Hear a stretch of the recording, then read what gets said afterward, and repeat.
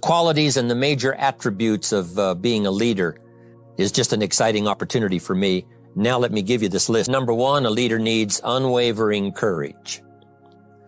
The courage to do what you didn't think you could do.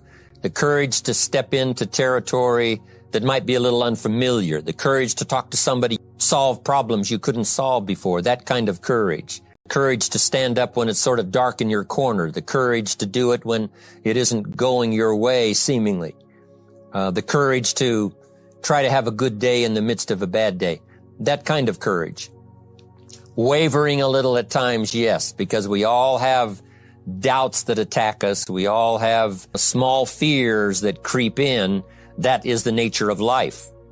But that's what faith is all about. That's what courage is all about. To serve us when our doubts will not serve us well. Faith to overcome fear and courage to overcome our doubts. But that is a good quality, a good attribute for a leader, and that's unwavering courage. Second, self-control. That, of course, is the very essence of life itself, is self-control. Because we all have this warfare going on. You know, it's going on in the world, the warfare between liberty and tyranny. In our own body, the warfare between health and illness, the struggle between light and darkness. We must drive the dark side of our nature into a small corner and let the positive side flourish. We must learn to exercise self-control. Power is a wonderful thing, but it must be exercised properly. It must be exercised to benefit, not to destruction. So self-control is certainly necessary to be a strong leader, so that you can become the best example, the example of having your temper well managed, the best example of choosing wise words and not being careless, that kind of control. Control of your appetite, control of your desires, so that they fit into the positive side of life and not the negative side. Self-control, very important. The leader must have a keen sense of justice. How very true.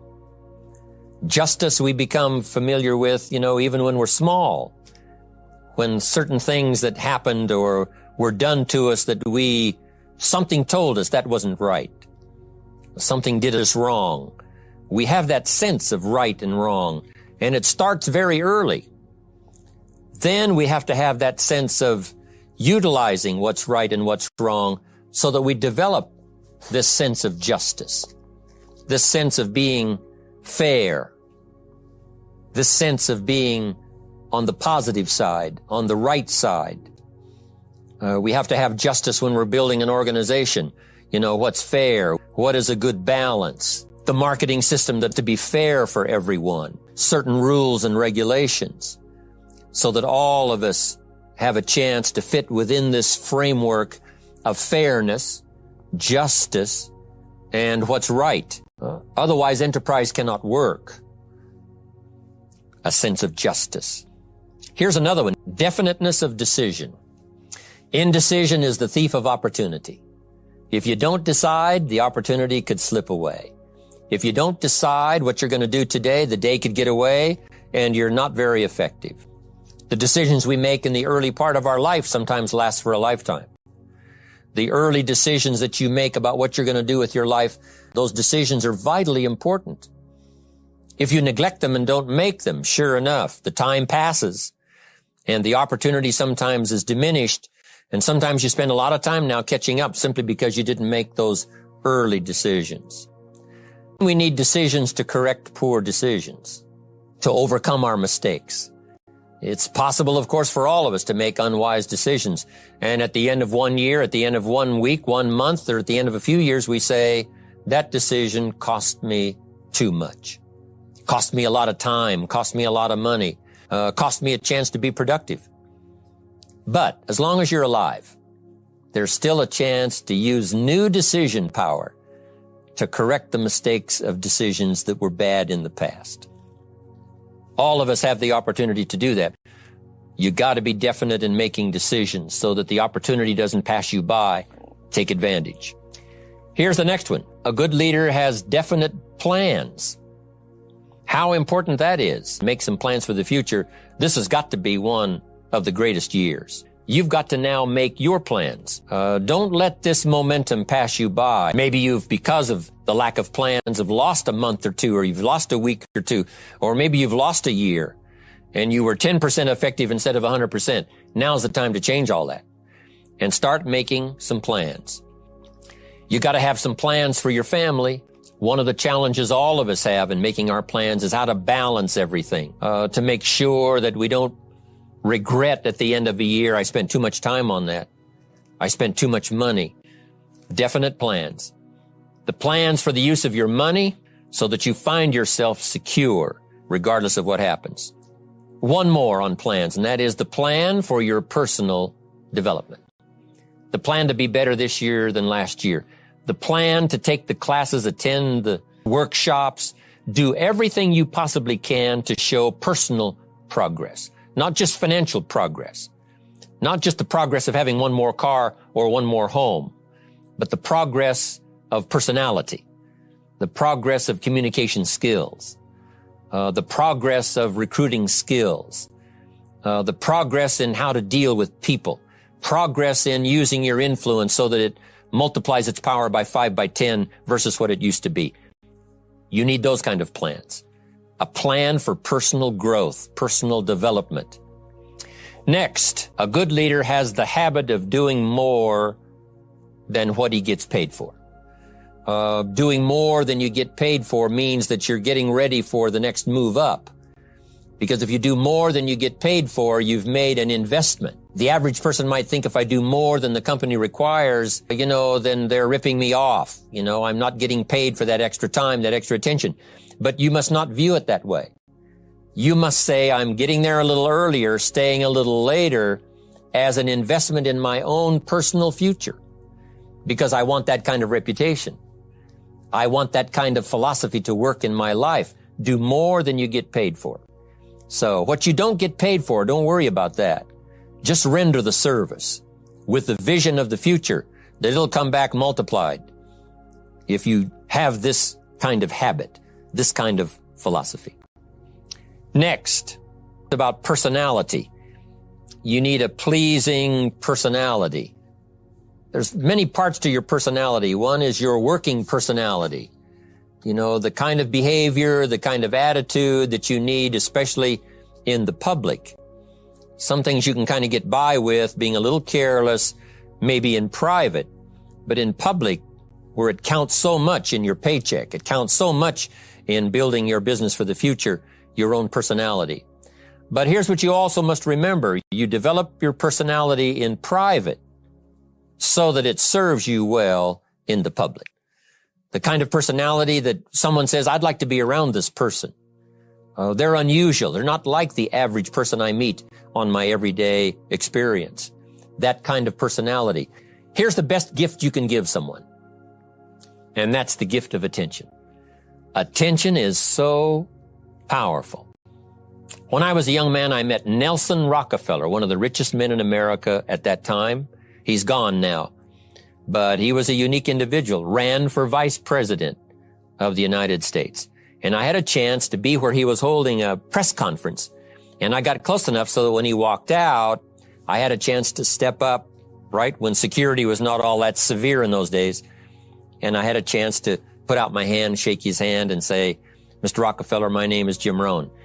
And what I remember most was the attention he gave me. With the lights of the cameras around and everybody all around, he looked right at me and said, Jim Rohn, where are you from? I said, Idaho. He said, I really like Idaho. It's one of my favorite states in all of the country. And for just a few seconds, he gave me his attention, shook my hand. I'll never forget the handshake, right? One of those multi-million-dollar handshakes. But I'll never forget that personal attention he gave me, just for a few seconds. It was powerful. Made an impression on me that's lasted until this day. That's why I remember to tell the story. So, same thing you can learn to do. Utilize your personality, utilize your influence, give people the gift of attention. Next, a leader needs sympathy and understanding. We have to develop that early in our lives. all of our lives, we have to look at those that are less fortunate than we are, those who need a helping hand, and especially now we learn to look at those who need an opportunity, those who need a change in their health, those who need a change in their life and in their lifestyle. It's this kind of sympathy and understanding that construct the company.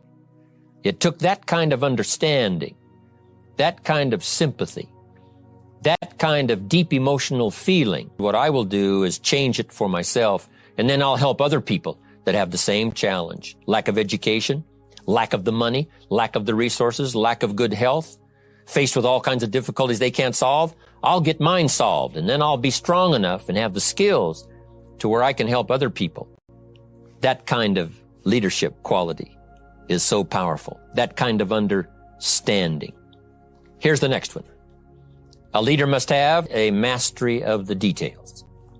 How very true. All can be lost with just a couple of missing details. On the trip to the moon, everything has to work, right? There's several thousand moving parts. There's several thousand pieces to the project of getting to the moon and coming back, and all of them have to work. You can't have 10% of them working or 80%. They've all got to work. And then there's the backup systems for if something goes wrong to back it up. That kind of mastery of detail is so vitally important. But this is also important in the details of your day, the details of your business, the details of good communication. Master the details. Good advice. Now here's the next three. Willingness to assume full responsibility. All of us have been taught that, to take full 100% responsibility. What happened to me might not have been my responsibility, but what I do about it is my full responsibility. It's not what happens to you that determines your future. It's what you do about what happens that determines your future. And this is a major part of it, accepting full responsibility. If you've got an organization, you're conducting meetings, and you're the leader, the responsibility ends with you. Someone else may mess up, make some mistakes, still your responsibility. Some things over which you have no control, understandable. But what you do about it now, how you fix it, also you've got to be responsible for your future. Nobody's going to fix it. No one else is going to design it. Then you've got to have the responsibility of designing your life. You can design a life of prosperity, or you can design a life just to coast and get by.